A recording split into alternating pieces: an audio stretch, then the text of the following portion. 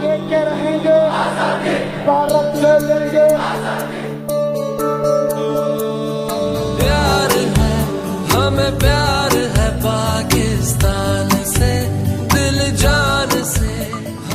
वज़ीर-ए-आज़म इमरान खान की ज़ेरे सदारत तर्जुमानों का इजलास हुआ, जिसमें फैसला किया गया कि यौम दिफा के साथ यौम यकजहती कश्मीर मनाया जाएगा। इस हवाले से वज़ीर-ए-आज़म ने हिदायत की कि मुल्क भर में कश्मीरियों से भरपूर इजहार यकजहती किया जाए। हमें प्यार है पाकिस्तान से, दिल जान से, हमें प्यार है।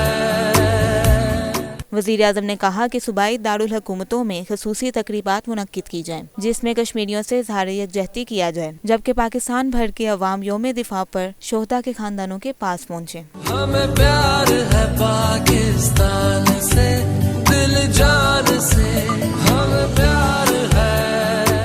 इजलास में फैसला किया गया कि वज़ीर-ए-आज़म यौम दिफा कश्मीरी शोहदा के साथ मनाने के लिए आज़ाद कश्मीर के सदर मुकाम मुज़फ़्फ़राबाद जाएंगे, जहां वज़ीर-ए-आज़म कश्मीरी शोहदा की याद में तकरीब से खिताब करेंगे।